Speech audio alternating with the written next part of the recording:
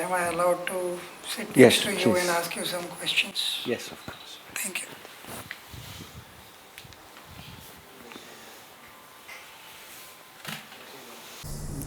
Salutations, Venerable Sir. Good morning. Good morning. Am I allowed to ask you a couple of questions, sir? You can ask as many as you like. Yeah. Thank you, sir. I have the privilege of having Ajahn Jayasaro as my guest today. He is a monk in the Theravada forest tradition, Thai forest tradition, and he has been traveling all over the world, making people understand how to understand and view Buddhist practices. Thank you, sir, for joining me on the show. Yes, you're welcome. Happy to be here. Thank you. So one of the questions that struck me when you were talking right now is a very simple question. What is the difference between a Buddhist monk and the rest of the world? Well, the Buddha envisaged Buddhist society as composed of four groups: male monastics, female monastics, male householders, and female householders. And he said on a number of occasions that there are no special esoteric teachings reserved only for the monastics.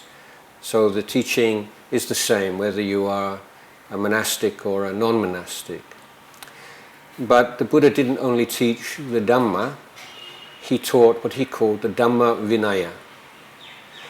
And Vinaya is a word that some Buddhists will be familiar with in reference to the monastic code of discipline. But its meaning is wider than that, broader than that. And it refers to all the ways in which we try to adjust and set up the conditions, external conditions, in a way which are most conducive to progress in Dhamma.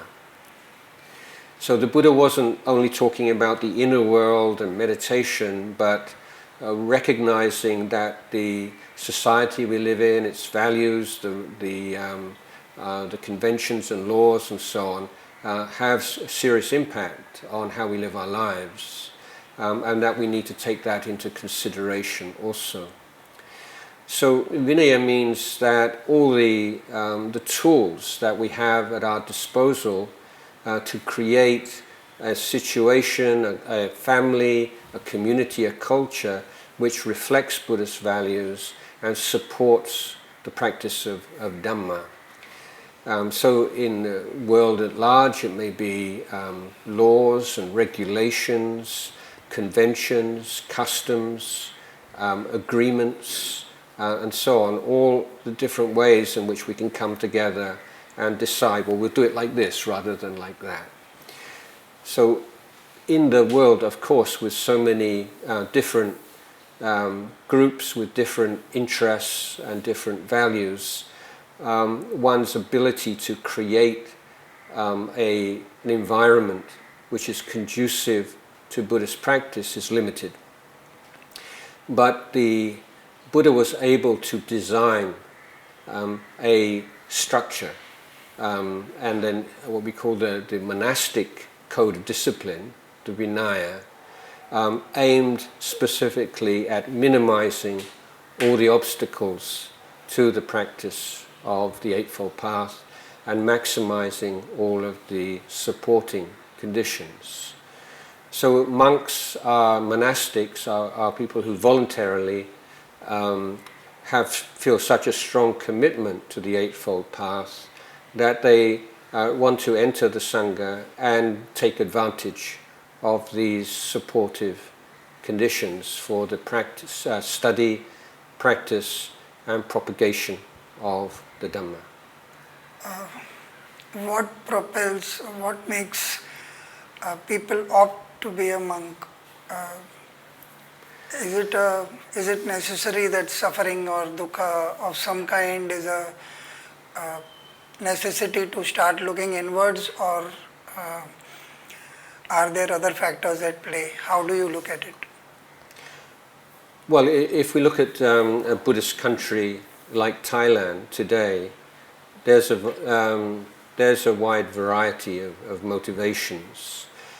Firstly, that the specific feature of Thai Buddhism, which is the Buddhism, of course, I'm familiar with, is that temporary ordination is the norm, and that most people who become monks for a limited period, and for hundreds of years.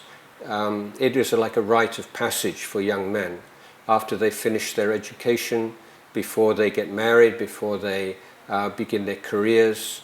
They will spend 3 months of the monsoon season, the wasa, as a bhikkhu, as a monk. And this would be considered to ground them in moral, ethical values, spiritual values, which would enable them to live their life as a Buddhist householder in the best possible way. So that's always been a feature of Thai Buddhism, that you have a lot of monks who are there for shorter periods of time. It's also in Thai culture the most favored way for, we're talking about young men here, to show their appreciation of the debt of gratitude they owe to their parents. So if sometimes you ask a young monk, he's not necessarily any great drive to realize Nibbana, but he said, oh yes, I want to become a monk to make merit for my parents. This is a very, very common motivation these days. You also have people who maybe take temporary ordination when they're young, and then they leave, they have a family, they put their children through college, and then maybe in their 60s after retirement, they return to the Sangha with a desire to spend their last years as monks and fully devote themselves to the Dhamma.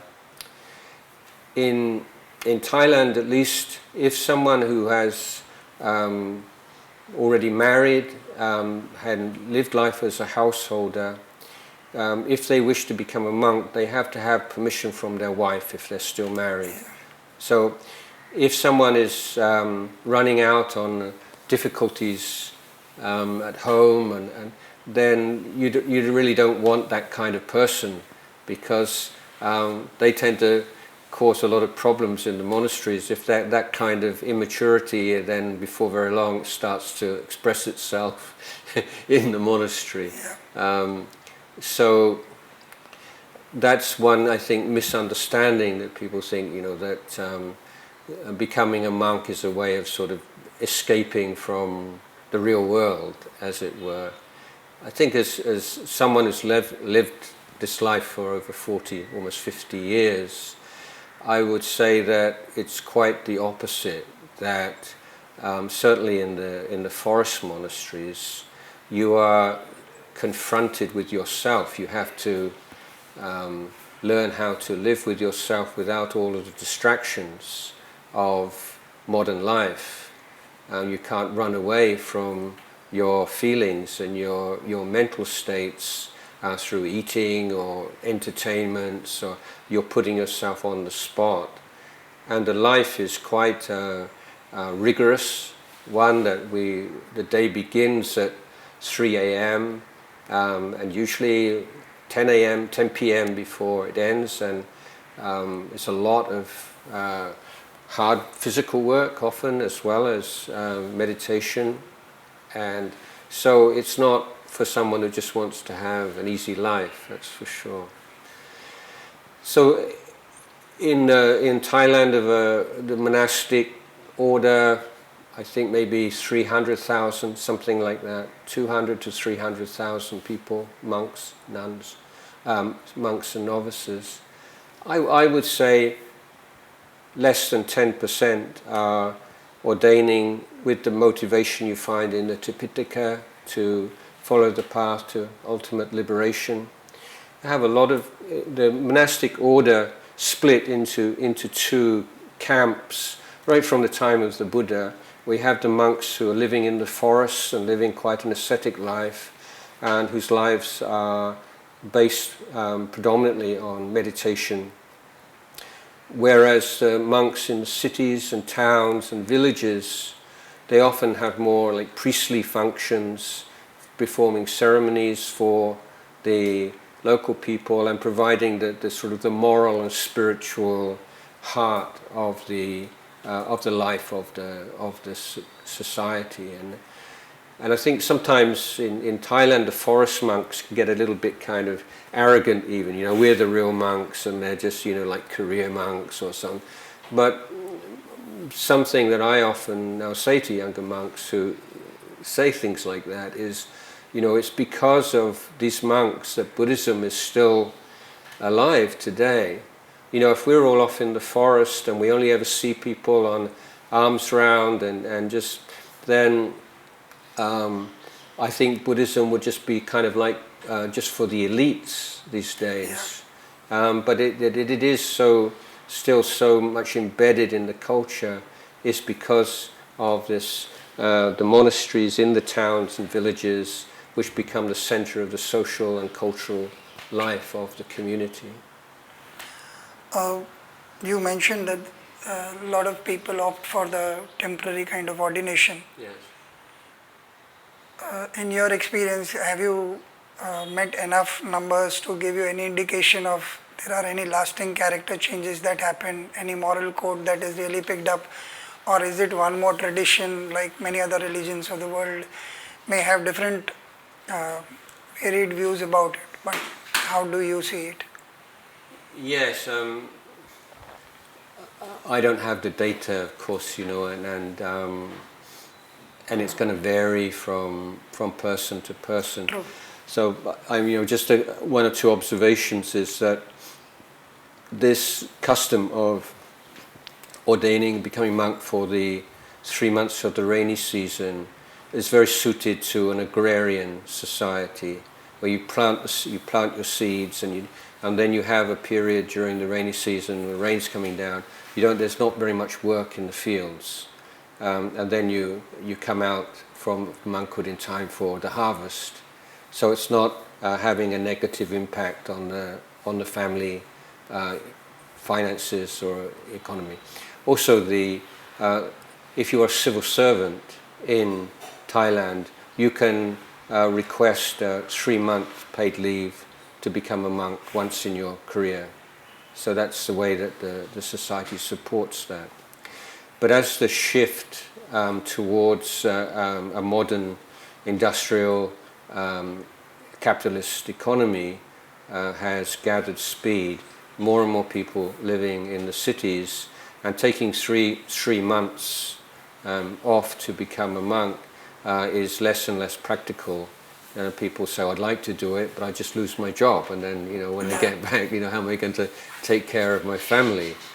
So the tendency has been for shorter and shorter periods of temporary ordination, like as short as 1 week or 2 weeks, and so obviously the benefits are not great in that case. I would say even so, with the shorter ordination, the value to the individual and their spiritual welfare is probably not so great. But in terms of big picture, in terms of maintaining that sense of warmth and connection between the monasteries and the lay community, that still holds true. Because certainly when you're up country, everyone is either was a monk or has a brother or an uncle or a father was a monk at some time. And if someone becomes a monk, then the whole family want to go and make merit, and so they're going to the monastery and listening to Dhamma teachings in a way that they wouldn't otherwise in many cases. So apart from the motivations of the monks, of the temporary ordinees and their restrictions through their financial, economic situation, the other thing is, of course, the quality of the monastery and the training that they get. So some people become monks and become really disillusioned as they go to monasteries, and now, rather than just seeing the monks in public, where they'll seem kind of very restrained, and it's like, oh, now you're on the inside, and then sometimes it can be really quite disillusioning. So there's that also. Other people feel it's like the most important thing that ever happened in their life, and they go back to visit their monastery on regular occasions and feel a real connection to the abbot or their teacher. So it's kind of really varied, I would say. Okay, so one question that cuts across both the monks and the lay people in that sense. If you had to restrict yourself to name one quality of dukkha or understanding of dukkha or something, what is it that becomes the trigger point for anybody to genuinely walk within? Yes, thank you. In fact, I didn't answer you asked that question just now, so I'll go back to that a little bit, and the understanding of dukkha, because that's obviously the the key teaching that in the Four Noble Truths, the heart of Buddhism, as it were. I think that first of all, every translator who meets this word just throws up their hands. It's like, how can we translate this word? Because it's a unique word, and in fact, the only people who really understand what that word means are arahants. Oh. It's not possible. That's what enlightenment means. You understand what dukkha is. So we have to start off with this, recognition. You can't understand it. And also there is a difference between the way this word is used in different contexts, and most specifically in the three characteristics of existence, anicca, dukkha, anatta, and dukkha as the first of the Four Noble Truths. So here also there is often a lot of confusion because people don't recognize that this word is used in a different way. So I would give the broadest definition here is dukkha means not nibbana. Okay? So we say everything is dukkha. What does that mean? It doesn't mean you're taking like a miserable view of existence. It means that's in comparison to nibbana. Everything is flawed to one degree or another compared with nibbana.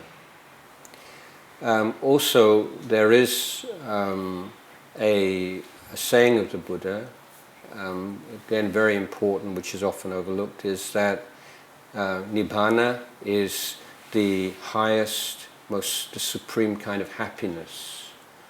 So this is the happiness without defilement.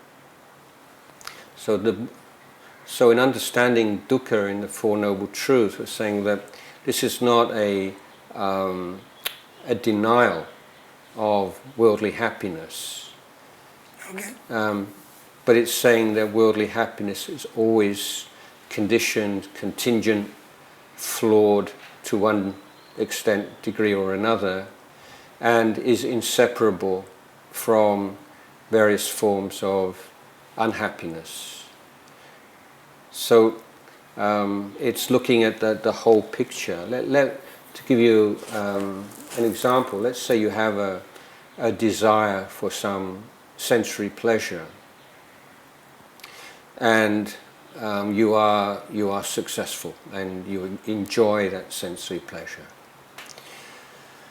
Okay, so in talking about sensory pleasures, most people will focus almost exclusively on the peak experience of pleasure from that experience. But as Buddhists, we're looking at the whole process from the very first moment that you have the desire arises in your mind. So if the desire arises for a sensory pleasure, it means that there is a sense of lack. It means that you're not happy with how things are right now because you think that sensory pleasure will improve So your beginning point is this is an aspect of dukkha, a sense of lack, something not quite right, something that needs something else to make it better. True. And then with the search for that object, then if it's not immediately available, then you may run into various kinds of stress and tension of, am I going to get this or not? What will happen if I don't?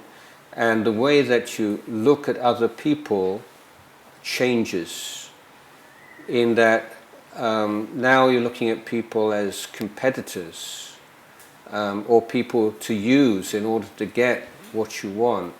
So various kinds of unwholesome dhammas will arise very easily in the mind of someone who's intent on a sensory pleasure.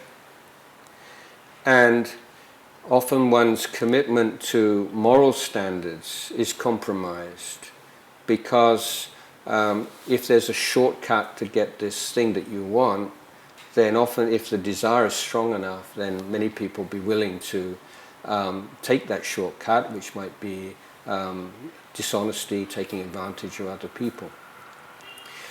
Now eventually, let's say you're successful and you experience this pleasure, but if you look really closely, the most intense pleasure is to one degree or another simply the release of tension that you accumulated in the search for it. And the next observation is our bodies and minds are unable to sustain sensory pleasure for any length of time. We get tired, we get hungry, we get thirsty, or our body has its needs and its demands. And even if, let's say, you were a lover of fine art, and you were able, by some miracle, to be able to procure the Mona Lisa or the painting considered the most beautiful, and you were to put it on the wall here, and you sit, how long could you enjoy the Mona Lisa before you got bored? Even the most, refined sensory pleasure. And how much of the pleasure of that is actually a secondary kind of pleasure? What I've got something that other people don't want. People are going to be so jealous of me. I'm going to be so famous that I've got this. So these are secondary and less pure pleasures than the original. And then how can I hold on to this? How can I protect it? And then eventually, of course, at one point, there's separation. So if we're not taking like a puritanical view of sense pleasure, we're saying, let's look at this more closely. What's really going on here? Like from the moment that you form a desire, the enjoyment of the pleasure, until the eventual separation from it. And so your view towards it shifts. So then we're seeing, overall, this is a dukkha phenomena. That when you add up all of the stress, the tension, the arising of unwholesome dhammas, and so on and so forth, and weigh it up against the pleasure, actually it doesn't, the pleasure most often doesn't really, add up. So it's more a sense of seeing things in context and looking at things and being willing to look at things more closely and how they impact other areas of your life and the quality of your life. And again, why ordinary pleasures and happiness, as most people would know it, is considered within the realm of dukkha is because it eats up resources. Yeah. Whether it's financial resources or physical resources, time. You spend a lot of time on these things, and at the end, what do you get from them? Not very much. So again, only when you have a spiritual goal can you see the drawback in that kind of everyday happiness. Again, it's not just saying it's bad, it's evil, but saying the more time and effort and interest, obsession even, then the less time you have for developing yourself spiritually. So you're still, it's a trade-off. You may not think it's a trade-off, But it is, because you're shutting yourself off from some wonderful experiences that human beings are capable of realizing, because it's like you're on, let's say, a building of many stories, and you're on the bottom floor. And you say, "Oh, it's really nice. It's nice. We've got air conditioning. We've got nice furniture, and it's got a nice." Yes, but as long as you're on the first floor, that means you can never know what's on the second, third, fourth, fifth floor. So if you're, that's okay if that's what you want, but you should recognize that there is more to life than this, and that you are preventing yourself from having any opportunity to access those more profound dimensions of human experience through that obsession with the very easily accessible sensual pleasures. Can you tell us what prompted you to become a monk? I would make is that, again, regarding the experience of dukkha, and people assume that must be, oh, you have some, great pain in your life and you sort of give up on life and become a monk, that kind of idea, which is not a very accurate one, I would say. I would like to, if I may, just take my own life as an example, in that I had a very good upbringing. My parents brought me up very well, and I had a lot of illness, asthma as a child, but that wasn't really a major factor. It was in the sense that I can remember as a boy one particular event. I would have real difficulty breathing late at night, or not so late, and it's like every in-breath is like climbing a mountain, and then you get to the top and then you have to start again and climb the next mountain. And I just wanted to call my parents in, not because they could do anything, but just to have them close. And then at that moment they were watching television in the next room, and I heard them laughing.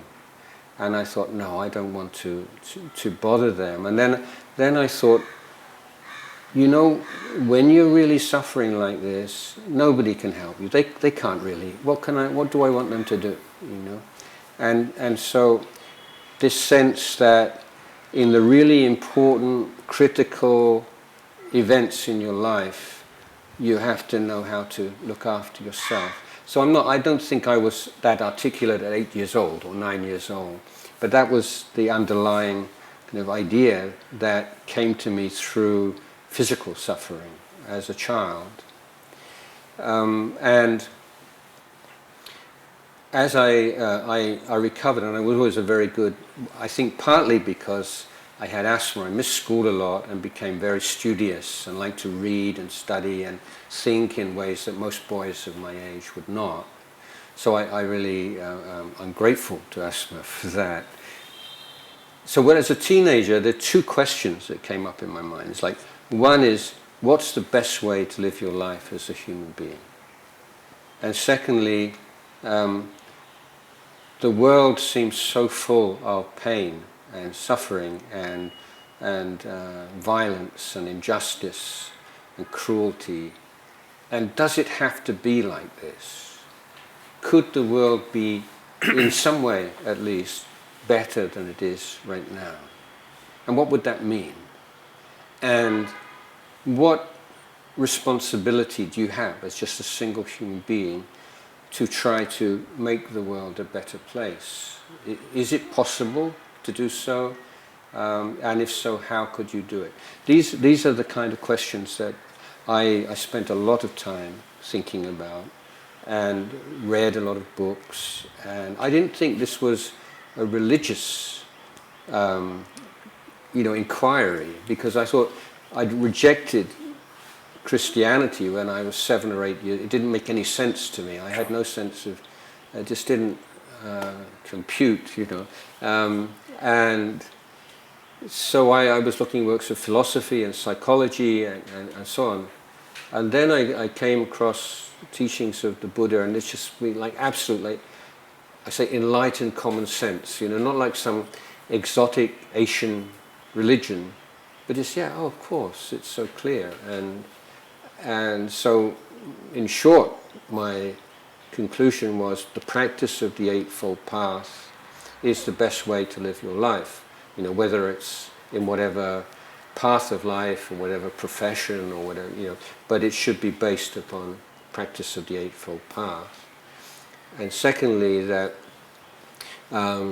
practicing the Eightfold Path and then sharing one's knowledge of it with others is the way that I feel I could contribute to the world, in a small way, to make the world a better place.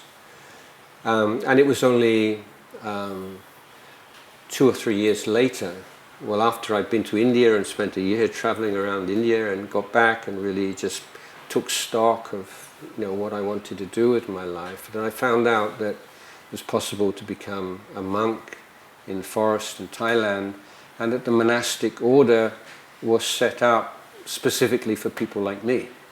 So that's why I became a monk. So the sense of dukkha is not personal. I was a very good scholar. I could have gone to Oxford or Cambridge if I wanted to, or, top university. I had lots of friends. By normal worldly standards, I was doing okay. But I just felt this is empty and hollow, and this is not really, what I want to find. What is the best thing? So ambition, if you like. What's the best way to live your life, and what's the best that you can do for others? Surprisingly, I had the same kind of one night as a 9-year-old. I was afraid that my parents would die. Yeah. And I woke up and I couldn't sleep all night. And I thought I would go and sleep with them to feel good. But I remembered that every time I was afraid and I had gone, and they would say, "Nothing, it's all right, and they would go off to sleep and I would still be with those thoughts. Yeah. So although they were not as dramatic as that, but that particular night I was up all night thinking, and I realized that they are going to die, and they've been lying all along that it's going to be all right, it's never going to be all right. And the end of that night, around 5, my grandfather woke up and he was about to leave for his morning walk. He used to pray in the morning, do his whatever morning routine. I kept watching him. His room was exactly opposite mine. So then I said, this guy is up right now, let's see what he is up to. And then he took me on a particular walk which had a lot of trees and old people walking and some fun and laughter, whatever was happening. And I knew it would be all right. But I didn't know what would be all right and how it would be all right. I thought it is the place. Obviously I was 9 years old, I didn't know any better. But over a period that question stayed, and so it kind of reminded me of that time that I had the same thing when I was 9, and that feeling stayed for a long time. So one of the other funny episodes was that I always wanted to grow old. So people were afraid of growing old. I thought they had all the answers. So with all the reading that I did, I had more questions than answers. So I thought they have it sorted, they look so confident. And as I grew older, I realized everybody is just an overgrown child. They just have a lot more veto power than kids do. So what were the books you read that really influenced you or inspired you at that time? Initial learning was more about worldly things, in the sense of I realized that one could expand one's worldview, and there were a lot of these fictional books of adventure where the hero comes out on top, and then you felt even the circumstances in almost every book is the same, that the stacks are loaded against one guy. He is the right sort of guy, and he knows how to break through all of these, and he comes out winning. So that gave me a lot of strength. But more than that, there is one particular, as a teenager I used to read a lot of long stories in Reader's Digest. And those were of people who were fighting death or like long-term diseases. Those were those kind of stories. So for example, I remember one thing in particular, there was this guy who was a writer or an editor, and he went through a long-term disease where except for his left eyelid, nothing in his body worked. And he figured out a way to communicate to his wife, who kept on writing, and that's how we had the story that I was reading. And again, more than the drama of the story, it was that in your mind you can reach a point that is above the circumstances that you are facing. And luckily, I was unwell with some long-term infection during my 20s sometime. So at that time also, the internal state, when you do not know, and the doctors offer platitudes of some kind or the other, oh, this is this. And there was a lot of drama happening in my body at that point of time. And what kind of things? I would say if I would vomit, there would be blood sometimes. Oh, really? Or something like that. And the first time I shared with people close to me, and I realized they were not up to it because they broke down very quickly. So I realized they are of no help, and I don't want to, I have enough problems of my own, I don't want you as a problem to my problem. So that was a bit of so I stayed, that was another night that I could not sleep, where I had decided that I am not going to tell them what is the problem with me. And that again, now because of the story that you shared, I am re-looking at it from a different perspective, that I was being readied for whatever other things were going to come up in life. But the one thing I realized is that this is the worst things have to be traversed alone. And because of something I read a couple of days back, was that in our minds we are the only ones who exist. And I thought that was an interesting way to look at things, because that's how it operates. Like even if I am sitting with you and talking to you, and we are supposedly two people having a conversation, I have my own thoughts about what the conversation is, or my feelings, or my comprehension. And that too is, with practice I realize that too is not to be trusted, because 3 hours from now I may feel either ecstatic or depressed that I should have asked this, or I should have told this, and look, I came across as smart or dumb or whatever. So those judgments start coming up and again change my view. So now the question that I deal with most times is, I have a problem with the sacredness of the whole thing. Although I think everything is sacred. What do you mean by that? I'll come to that. There is a pedestal that is being offered to this kind of eclectic search of meaning, of truth, of this. Whereas life is life. So if I'm hungry, I'm just hungry. If I want to sleep, I want to sleep.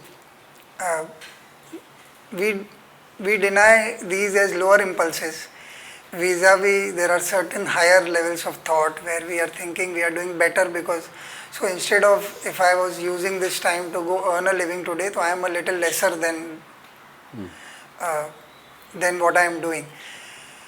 Not in the sense of, so one thing I understand, that I am doing this with a spirit of service. So that is obviously something that is purifying me in some manner.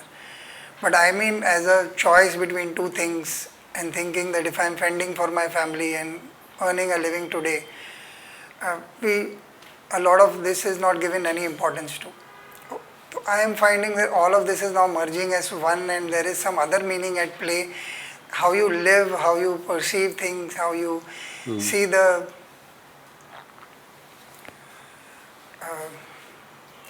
emptiness of it all. Because anything that you try and hold on to has meaning, but only for that moment. So anything that you would like to... Yeah, I mean, there's a lot there, isn't there? I'm very skeptical about language and concepts. And I think that there's something to be very mindful of, because often we accept certain ideas without much scrutiny, whether they really make sense or not. And this is why meditation is so important. It's a kind of a filter, or a way of re-examining or recognizing things we take for granted. That's a very important function of meditation. but one of the questions you often get is, what is the meaning of life? And that's just such a meaningless question. What is the meaning of life? So the assumption is there is something that you can put into words which is called meaning, which is over and apart from life itself. Yeah. And that's not the case, is it? You can say, well, what is life? What are you talking about? Is there such a thing as life, or are there individuals' life?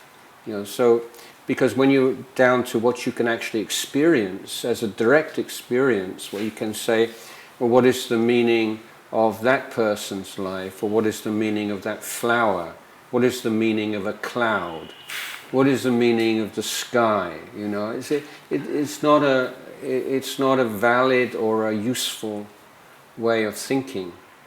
And this is, Buddhism's so pragmatic like this. It's saying, like, when you're going to pursue a line of thought, you have to be clear, what's the value of it, really? What's the purpose? What are you really looking for? So I've said to people before that sometimes we have to look for better questions. And if you're finding just confused, it doesn't mean that you're dumb. You're just asking a wrong question. And this was, for me, I had, again, going back to childhood, I still feel grateful to a teacher who wrote a comment on an essay I wrote. And he said, just because you can form a question, don't assume that it has an answer. And I never thought, it's just something, well, yeah, of course, but you just tend to question and answer. This is my question, what's the answer? But some questions are wrongly formulated. And of course, when I came to study Buddhism, you see, this is a feature of the Buddhist discourse. People would ask him all these kind of questions, and he would just keep silent, because whatever you say is just going to make more confusion. It's not going to lead to clarity. So let's look at the meaning of meaning, and if that's not too abstruse, what I think is a useful question is, how can I give meaning to life? How can I give meaning to my life? How can I lead my life so I feel that it has value? So I think value and meaning can be seen to be, what gives value to human life? What's valuable? What's a treasure in your life? So the example that gives so often is, if you do a good, kind action, then observe if, like a month later, you bring that to mind and you just feel happy, you just feel some joy in your heart. And after 5 years or 10 years or 20 years, when we're our age, it's like, even go back, and the moment that you recall some pure, kind action you performed, there's joy in the mind. So it's a treasure, they call it a treasure of the heart. And I was talking about this in America on this last trip, and saying this, when you perform good actions with a pure intention, observe, this isn't like a philosophy. Compare it when you've performed a good action with the wish or desire for some kind of reward. Not necessarily a material reward, but it might be people like you or respect you more or whatever it be.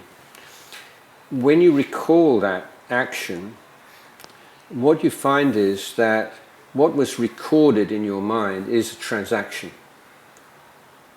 Even though you did a good thing and it had a good result, but emotionally, what has been like inscribed in your heart is a transaction, and you can remember it and you just feel nothing. So that's why the good actions are a really smart, intelligent way of creating happiness, long-term happiness, because wherever you are, however many years pass, you remember it and you feel joy. So it's a wonderful thing to have in your life. So I was talking on this topic in America, and a gentleman who was looking after us. We went to stay at his house, and he said, "Oh, that really resonated with me a lot, because it reminded me of something that happened." I was 16 years, so he was 70 years old now. He said, "I was 16 years old, I had my first car, and I was driving around, and I saw a little boy sat by the side of the road crying, and I stopped the car, and I said, 'What's wrong?' And he'd just been to buy some milk in the local shop. That was in the days when milk was in glass bottles. Yeah. And on the way home he tripped over, and the bottle had broken, and all the milk had drained away. And he was afraid of going home to his mother. So this gentleman said, so I said, 'Get in the car,' and he went back to the shop, and he bought the boy a bottle of milk, and then took him home. And he said, just that small thing, and now 50, 60 years later, I think I've got tears in my eyes. So it's not like superhuman bodhisattva levels of renunciation and kindness. Just this ordinary, mundane, everyday, something that everybody can do, but it's a way of creating lasting joy in your heart. And a lot of people in Thailand and Buddhist countries, how can you help somebody at the end of their life if they had no spiritual practice at all? You can't just teach them to meditate in the, when they're already in physical pain and they're in fear. And my advice, and other teachers now, we're talking about this a lot, is encourage that person at the end of their life to recall those actions in their life you think, well, you feel really proud of. The small things, anything that whenever you think of it, you feel that sense of wholesome, good pride. And, well, I may not have achieved much in my life, but I did that, that kind of thing. This answer has me thinking of a completely tangential question. Yes. Of late, with social media ruling our lives in a way that we were not used to before, surely because of the immediacy of content that is available to us, in a good or a bad way is a separate topic by itself, but just the all-pervasive nature of it affecting us and all of us, a lot of us being part of it for various reasons, so we may choose topics based on our interests, and those things are apart.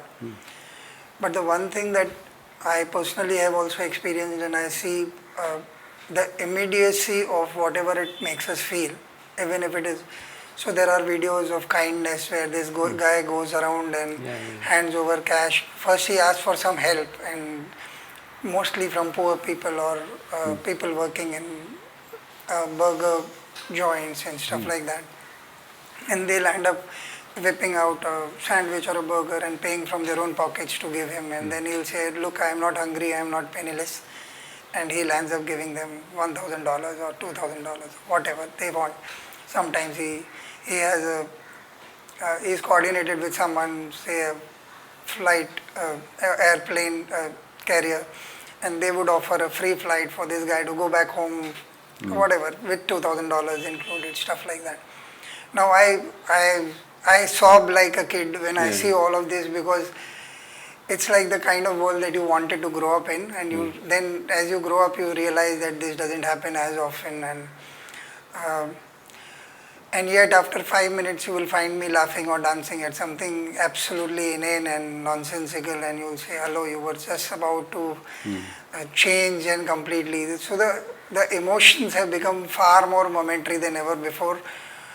In terms of our realization of them. I do not know if it was always so, I haven't thought about it in depth.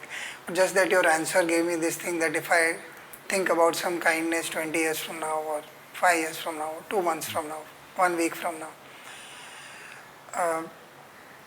how does one decide staying away from social media and what it causes within us is that itself is a big topic that can be spoken upon. But besides that, if it was not social media, other things, and I'm also realizing that a lot of us are, so you and I have had an experience, but either you remember it in a different manner and I completely remember it in a different manner, or I don't remember it at all. And at that moment it was big for both of us. So now it is starting to affect real memory, real or rather out, the world out there, whatever experiences we've had, we don't even register them properly these days. Because everything is either a momentary high or momentary low. How do you retain goodness or work on the principle of holding on to these things of value, something that makes our life richer in a time and space that is beyond our control. Sometimes we just can't get out also, like because of my work also sometimes, or the values workshop, I need to put up podcasts. So I try and regulate once a week, I will not see it or do something. But some days I'll be completely off it.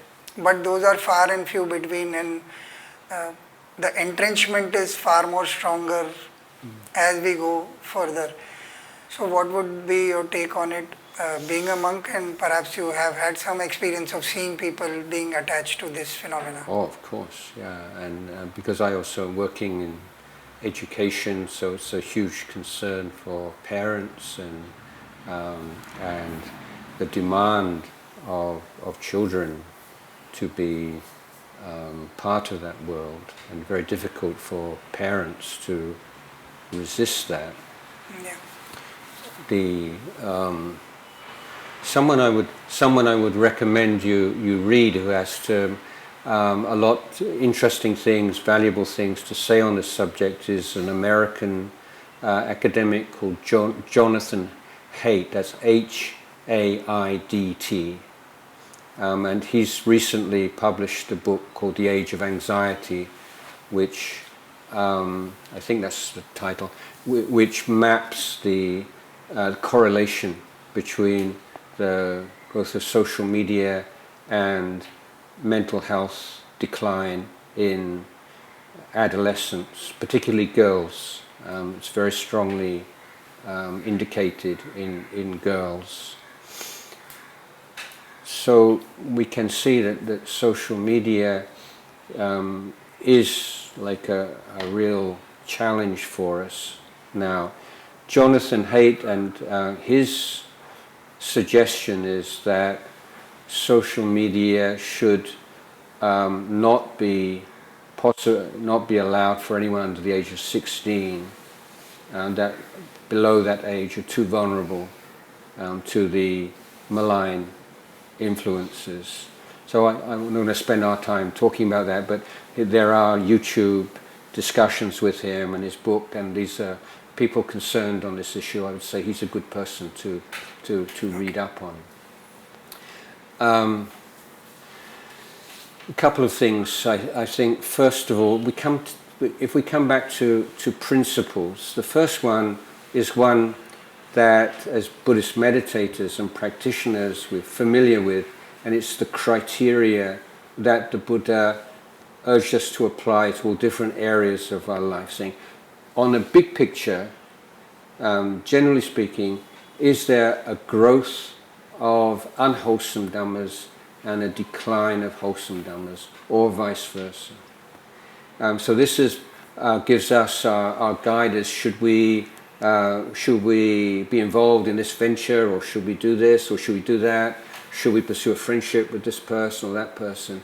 So all these ideas, these questions of to what extent should we be involved with something or someone, then you take that criteria, which of course is dependent on you being somebody who is able to recognize what unwholesome dhammas are and what wholesome dhammas are. So for a majority of the population, maybe that's not such a practical one, although of course the more extreme unwholesome, whether it's anxiety and depression and so on, these are suicidal thoughts, these are recognizable. But I think that the more practical one is the idea of matanyuta, or the right amount, not too much, not too little. So that's a concept almost everyone will say, yeah, that makes sense. Yeah, not too much, not too little. Okay. but then you say, well, how does that apply to this particular topic? So how would you know if you're spending too much time on social media? How would you say? Would you know? What would be the indications? I think the other extreme of too little is probably not one we need to worry about too much.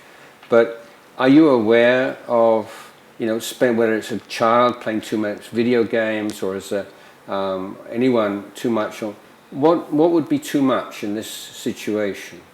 So if you can take as a shared foundational understanding, we should try to live our life in this way. It's not in all things, not too much, not too little, it makes sense.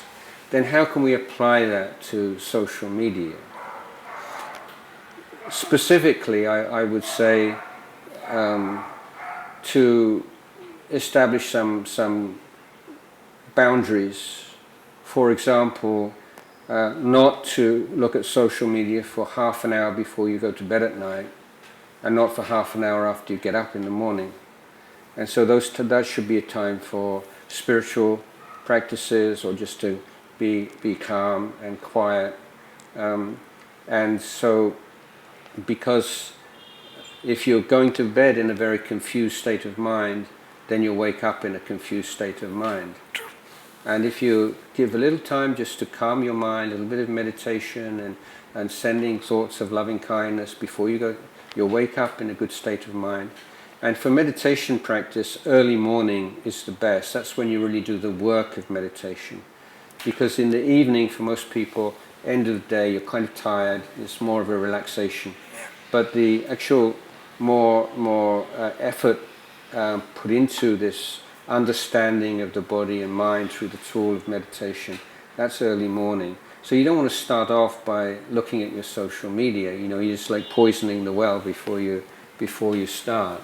True. So I think that helps. And of course these days there are apps that give you information about how long you've been on your telephone, and so there are those kind of external supports.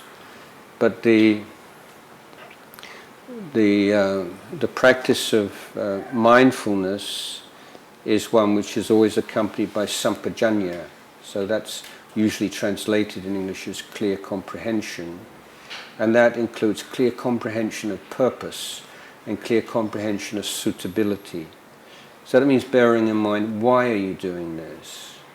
And suitability means if you have certain goals and values and standards, is what you're doing right now in harmony with that goal or not?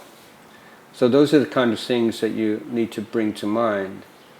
And we're habit-forming creatures, and one of the problems, whether it's with, let's say, social drinking, alcohol, just in reasonable moderation, or social media or any other kind of addictive substance or behavior, is that it weakens the mind. It means that when you have some sense of dukkha, like suffering or discomfort, or just generally not feeling so good, now for most people the default reflex is to reach for some kind of distraction. So whether it's a drink or a drug or a pill, or whether it's YouTube or social media, this is the default. It becomes the default habit, and we have to see how that weakens us and compromises the clarity and the peace of our minds, and to what extent we feel that's a problem in the first place. Because a lot of people say, I really, it just makes sense. It's so easy. So I think a lot of these issues, again, it comes out, you have to come back to the really big issue. Yeah, but what do you really want to do with your life? Because if we're just looking like after work, I had some argument with somebody at work, and I was just feeling so kind of stressed, and I just needed a drink, or I just felt like relaxing with some entertainment. And you say, well, yeah, of course, I understand that. And I'm not saying that's stupid thing to do, not being so judgmental about it. But nevertheless, if in the big picture of your life you're developing some very worrying habits, that you're not stopping and looking and saying what's really going on here, and looking at the root of problems and developing the skills to be able to deal with them. So that's what you miss out when you follow that path. And it's because people not used to standing back and looking at their life in that kind of way.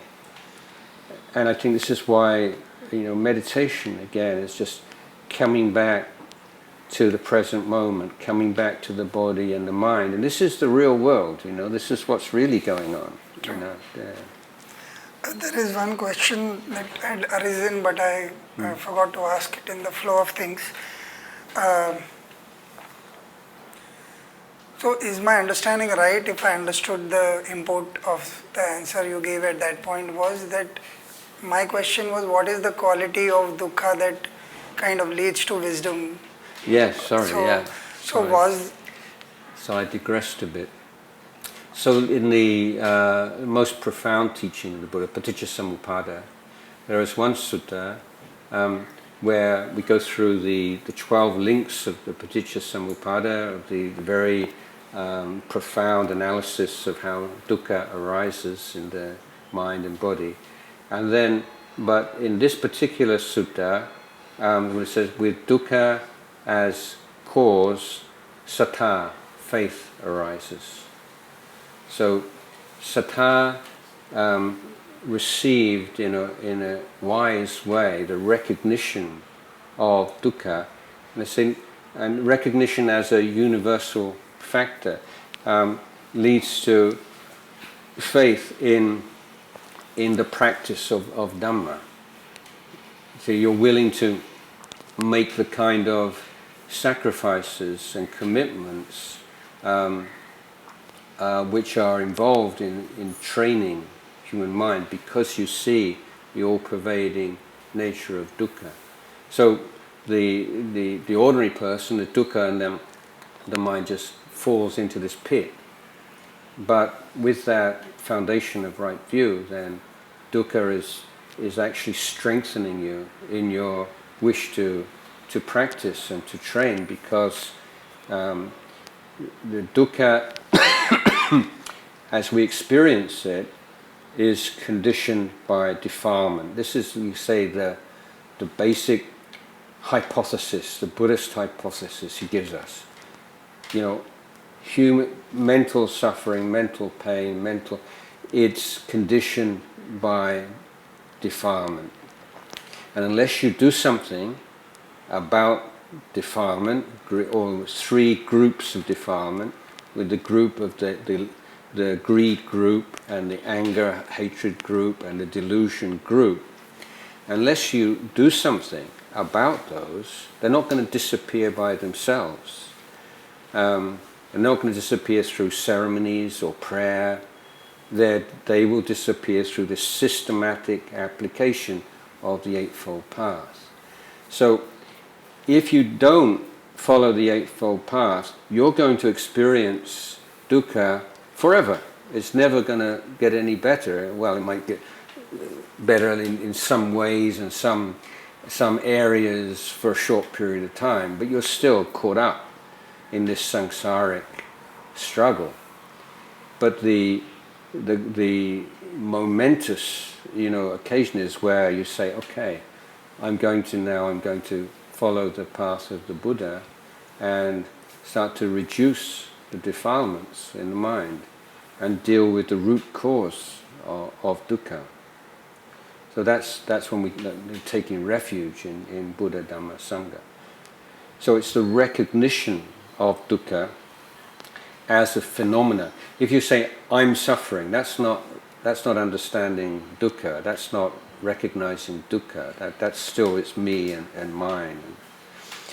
But I think one of the most important paradoxes to understand is that you can only really understand dukkha profoundly with a happy mind. if you're suffering, if you've got a miserable mind, you can't understand suffering. So this is why the path of meditation is so important, because that inner joy and happiness, whether I say recollection of goodness or the development of mindfulness and samadhi, these are giving you a strength and a stability and a clarity and a happiness that enables you to look very clearly at the nature of body and mind and understand dukkha in a very most profound way. There are questions regarding practitioners. So one of the common things that with my experience with other people in all stages that one has grown is that we expect when we are being good and we are practicing meditation to have good results, but sometimes we may have results that are contrary to what we thought. And then the people who have hurt us or the events that have caused us any kind of unhappiness, they continue to serve the people who are causing us unhappiness at this stage or earlier, or they continue to do well. And there is this whole sense of feeling defeated or angry or unhappy with how life is meting out this treatment to us. What is the right way to think, and where do you think the problem lies for meditators like these or who are going through circumstances like these? Yeah, first of all, there are no guarantees, and on the physical level, you see people who become obsessed with eating the right foods and take all the supplements, and they exercise and they do yoga and they do all these things, and then they get ill and they think, wow, what a waste of time. It's like it shouldn't be like this. So this is, the major kind of wrong thinking, that it shouldn't be like this. That if I do good things, then I should be able to see good results. But well, why? Why should you? I mean, the Buddha spoke about the law of karma, and he said that some results of karma are experienced in the present life, some in the next life, some in future lives, and we are also experiencing the results of karma from previous lives. So it's not in that we're born, with a clean slate and that we can tot everything up and everything can balance in this life. It doesn't. But this is really the test of our practice. It's not that we practice so that we don't have to, that we have sufficient good karma, that we'll never get slandered or mistreated anymore, but we're developing the strength of mind and the wisdom to be able to deal with these things without suffering. We can make observations that, excuse me, that the more you desire praise, then the more you will be hurt by criticism. These two things go together. So if you don't want to be hurt so badly by criticism, you have to let go of your desire for praise, because those two things are just two sides of the same coin. My reflection that I often give people is, if you do a good thing, you're going to have at least 5 kinds of reaction.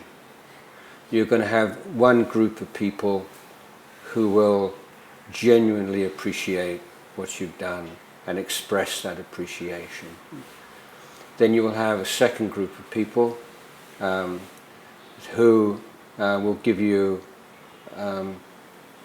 false congratulations, people who see some benefit in being associated with you or want to reflect your glory, be part of that. And so these are people who are trying to flatter you. So you have genuine praise and flattery, and then you have another group of people who will be completely indifferent. They don't see what all the fuss is about.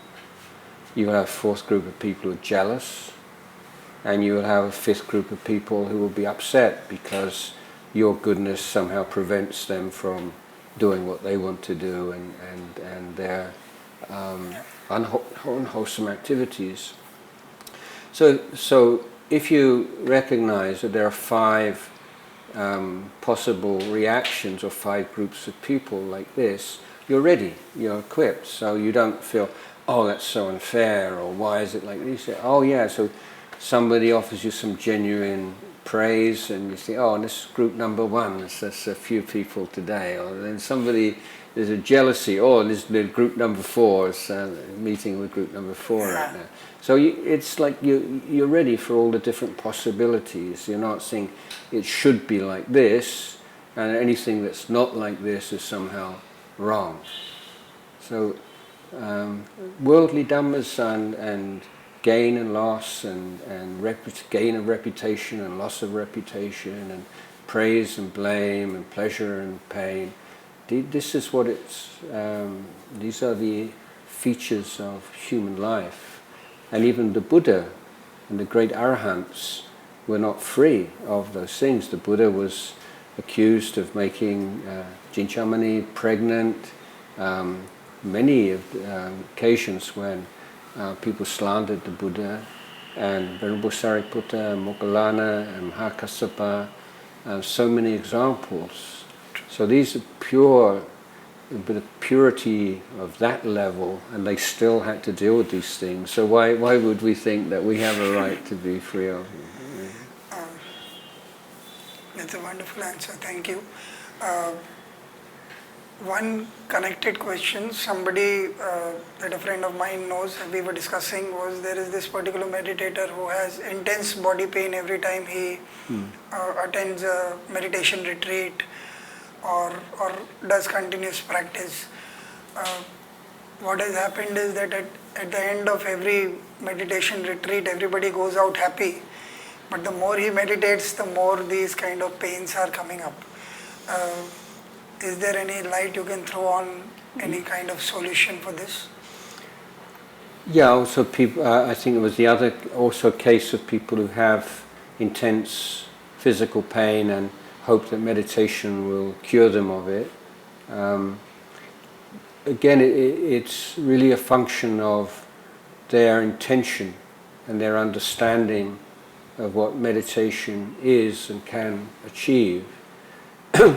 So if you have this idea that meditation is a tool to remove pain, then I think you're setting yourself up for difficulties, because you have that gaining mind, you have that craving in your mind. You want to get rid of this, you don't want this. And that's what we call vipawa tanha. It's one of the three kinds of craving. And so it makes it much worse, because you become overly sensitive to the pain, and you're constantly saying, is it getting less? Why is it not getting less? Why is this not working? And it's all based upon this desire to get rid of the pain. And so the key point with dealing with this is you have to find a way of letting go of vipawa tanha, the desire to get rid of the pain. So whenever we have a physical pain, it's not purely a physical pain at all. There's always some admixture of not wanting this, or fear, or anxiety, or disappointment. There's a whole cluster of different defilements which are all within that basic group of rejection. I don't want it to be like this, go away. And so there are a couple of methods, I think, that are helpful. One is to take advantage of a simple fact of human psychology, that you cannot have a wholesome and an unwholesome mental state in the mind simultaneously. So in the case where you have physical pain together with an unwholesome mental state, if you can cultivate a wholesome mental state, it can displace the unwholesome mental state. So you won't get rid of the physical pain, that's a given. But you will get rid of all of the mental pain, which is making it much worse than it needs to be. So one method is to use the metta and loving kindness meditation, where you just radiating metta on the area of pain. So metta is unconditioned acceptance. So you are now making things unnecessarily painful for yourself because you are not accepting the situation. So you cultivate unqualified, unconditioned acceptance, and that displaces the rejection. And then when the mental pain falls away, often you'll be surprised at how manageable the physical pain is. So that's, and there are various ways of doing this. One, you can just imagine the breath coming in and out of the area of pain. So it's like a mental exercise, and just there's this kindness and warmth, and so you can use your imagination a little bit to help with that.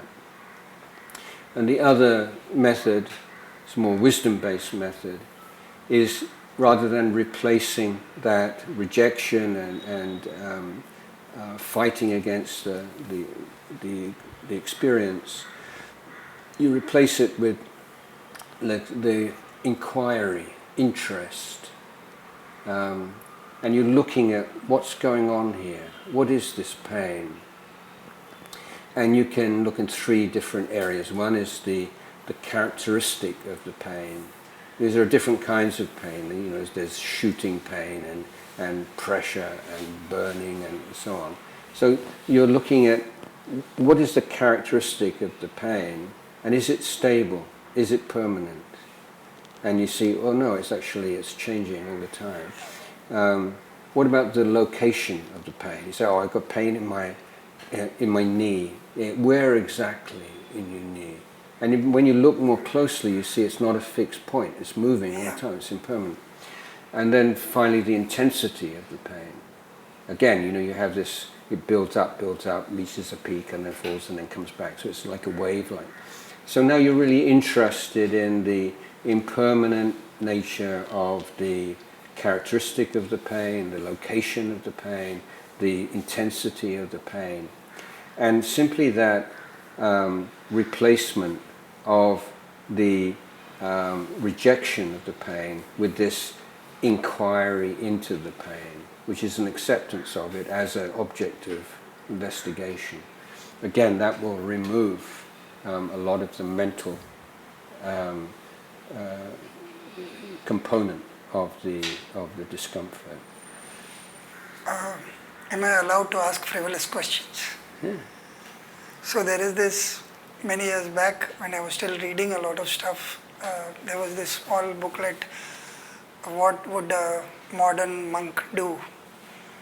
So, do monks like ice cream was one question. So we'll start with this. Oh, do monks like ice cream? Well, I mean, which monks are we talking about? And depends, doesn't it? I mean, I think most Buddhist answers to questions can be answered with depends. I mean, if it's a really hot day and somebody offers some ice cream, it's just physically, it's a sukha vedana, isn't it?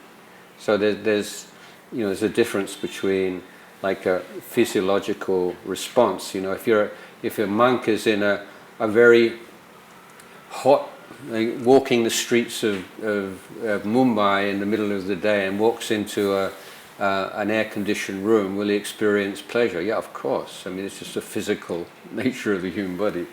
So, I mean, ice cream is designed to appeal to the human taste buds, and so yeah, there's some pleasure, but not for everyone. Some people don't like it. What would happen in Thailand many occasions is people would go to some big ceremony and there's a merit making, and then they offer all the food in a bowl, and then we're allowed to have like a bowl of ice cream. We don't have to put into the bowl. It's like special treat on big day. But then it's hot, and then there's some talk sometime or some chanting, you know, and then what you're seeing, your ice cream is like melting. And so I don't think monks like melted ice cream so much. That would be my... I'm sure. As a monk, how do you view desire, attachment after so many years? Is there any qualitative difference of how you view this? Are there times when you feel that with so many years of practice also, certain times you have tripped on something which is fairly simple? Ice cream itself could be an example, that you feel so attached to the idea of, oh, this is so wonderful. Does that happen? I mean, I don't want to... I mean, monks are not really allowed to talk too personally, but I talk just more generally about... So I've been a monk for a long time. So a lot of desires are really powerful just because we follow them a lot. We're habituated to them. And if you're in a situation where you're not able to satisfy that desire, in many cases it just disappears because it's not very firmly embedded in the mind. But for the more profound relinquishment or renunciation, it's very important to have the experience of niramissa sukha. So we divide sukha or pleasure into amissa and niramissa. So amissa means sukha or pleasure which has some stimulant, form, sound, odors and so on. So that's the more sensual pleasure. And then niramissa is non-sensual joy, which comes from meditation. And so without that experience of niramissa sukha, there's always a danger for the unenlightened being of falling back into that trap at some time. Situations change, conditions change, because it's not an absolute freedom from it. But with the experience of niramissa sukha, you have a refuge and you have a way of, you can see the drawbacks and the unsatisfactoriness of those pleasures because you have something to compare it with. That's really important. And this applies to how do you get people to give up drug addictions. You know, meditation camps can be quite successful in that. I've seen camps with teenagers of drug problems, 10 days in a meditation retreat. First 3 or 4 days they just resist and fight, and then they realize they're going to just, whatever happens, they've got to be here for the 10 days, and they give up to it. And some of them have really strong meditation experiences, and simply that proving to yourself that you have access to this kind of peace and joy and happiness within, without having to, you know, go out and indulge in all these different troublesome behaviors. That's so liberating. So this is what we call Ceto Vimutti. It's like the liberation of the heart rather than the true liberation. But it is a really important breakthrough and something which will protect the mind against the resurgence of worldly desires until they reach that point where they are cut off altogether. So I think there are things that you liked as a child, like food is a good example, and it's like irrespective of the culinary value of food, we're always going to like the foods we liked when we were small. and this is the power of sanya. Because, like when I was a boy, so I have this memory of like on a Sunday afternoon, like, so the memory is it's grey and rainy and cold, and we would have a fire, we like a coal fire, and we'd have a TV and watch some old Hollywood movie as a family, and then we would toast these crumpets. You know what crumpets are? It's I don't know how to explain it. Yeah, anyway, so it's something like toast, but it's never mind, I can't explain. So you toast these and put butter on them, cheese, and so this is like this memory. It's not just the taste; it's that whole thing of this warm family experience, sitting around a fire on a cold, rainy day, and so this is why I think it's very hard to say, well, do you like that food? I mean, there's a warm memory associated with certain foods that stay with you through your life, I think. Do you have something like that experience? Yeah. Food, I do not have too many things, but I think understanding concepts, like it was during one of the retreats when I heard Guruji Goenka ji say that we are addicted to curiosity. To curiosity. Uh-huh. And as a writer, I kind of realized that I was always ready to hear little snippets that made me look smart. Uh-huh. Whenever I was talking to people. As a kid in school, I liked knowing them, but the knowing quickly gave way to, as I grew as a teenager or started working, that this whole thing of just knowing these little things and making me seem very intelligent among people who did not know that fact.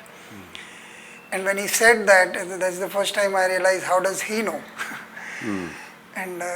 And then as you intensely go into it, you realize that you've been collecting facts just to show off, you are not even interested in them. The emptiness of that feeling was a liberating factor at that point of time, because I was fairly young when I was doing that course, and that somebody else who I was quite intellectually arrogant as I was growing up, because that was the only way I could deal with the world, is what now that I look back I am thinking. And at that point I said, oh, he knows, and he gave the example of it takes 8 minutes from the sun rays to reach the earth, so you know this, so what? And I was thinking, so what? Well, this is what I've been bragging about. See, you didn't know, I know, but he's saying, so what? Now I don't have anything to brag about. And suddenly, but I don't feel bad about it. Even if I didn't know it, it wasn't harming me, and if I knew it, it isn't enriching me. And that kind of set me free from that particular liking. Over a period now, it is more,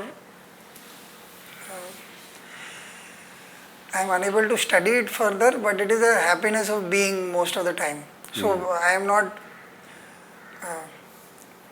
really correct as the path would want me to be, but I accept my flaws. Today I have heard quite a few things which are like I need to study this a little further. Can I ask, how old are you? 52. 52. Yeah, I have a question.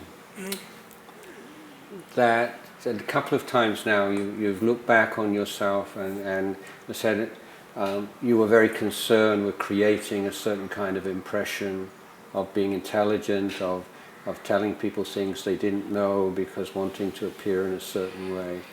Do you think that's the whole story? Because I think that may well be there was something wholesome within that also. There's some kind of joy in giving and sharing knowledge with others.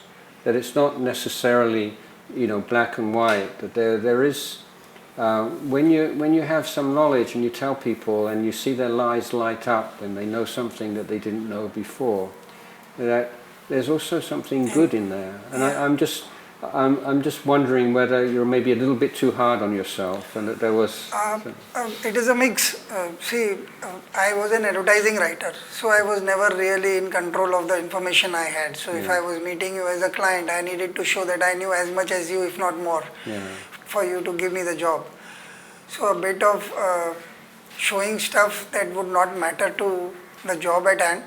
The one honesty I always had is that I went back and I worked on it to get the knowledge that was required to do the job. So this was more professional as an attitude. Not as a social thing. But on a social, it was always so, because I felt, till date I think it is, I used to see it as a flaw. Now that you mention it, I find that it is such a joy to experience this knowledge more than now just knowing things. That if I know that, oh, it takes 8 minutes, that is not important to me. But it is important, like the example that you gave, that the project that we are doing of sharing food with people, getting people who are receiving it to sometimes come and share it with others. Now suddenly that makes me feel very happy. Whether we succeed or not is unimportant. The whole thought of that this can be thought and this is human. And so even when we look at the Buddha, and obviously there are too many strong emotions regarding him and his story, but to me the greatest learning is the part before he became a Buddha and he left the kingdom. So that anything that we can aspire for, he had it. Now that emptiness is something that I keep looking at. So while I am struggling with my own issues, with whatever I want or I don't want, or I am responsible or irresponsible, I keep thinking he had it all. So the greatest wisdom that he showed as a lay person in that sense, and with the prophecy that he would at the bare minimum become a universal monarch. So it's not something to scoff at, that he is going to be one small time guy that people will not know about. He had the best of the best things happening. Yet he felt it was not enough. Then there is something that needs to be researched there. As a human being to another human being. Besides the superhuman qualities that we respect, just the fact of, so I find that more motivating than the Buddhahood part of it, because that kind of puts you on a pedestal, which is also a problem that I have discussed earlier. That sacredness is liveliness. It is not something extraordinary. Well, I am, with regard to the Buddha before his enlightenment, something I really admire also is that he went to the two greatest meditation teachers at that time, and both of them said, that's it, you've learned all, you can share the teaching here, or you can take over and I'll be your assistant. And the fact that he was able to say no to that, and that something within him, even that he must have had such strong samadhi, and that level of samadhi, the defilements don't appear. And that's why so many people throughout the history of spiritual practices, where not only in Buddhism, consistently overestimate their attainment, because samadhi suppresses defilement so effectively. And yet the Buddha was able to see, without any teacher, without any reference, no, this is not it. And at one point, on one occasion, somebody asked the Buddha, like, what were the proximate causes of your enlightenment? We're not talking about lifetimes of development of parami and all these things. What are the immediate causes? Can you recognize this thing? He said two things. He said one was consistency of practice, momentum of practice, and the second is discontent with wholesome states that I'd already achieved. So we're familiar with this idea of contentment, but the Buddha also taught discontent. They say, at this level, so the tendency is always, I feel pretty good now, maybe I can just sort of relax a little bit. But no, the Buddha's always, even at that level, he's still pushing forward. So it's not just simply a matter of content. There's we want content and discontent in balance. That is also a very inspiring way to look at it. Thank you. I think I have run out of questions finally. When I began this initiative, this was not even on the periphery that something like this would happen, and thank you so much for this opportunity, and keep inspiring us with whatever you I've really enjoyed our conversation this morning. Thank you also for inviting me. Let me just bow down, please. Thank you so much.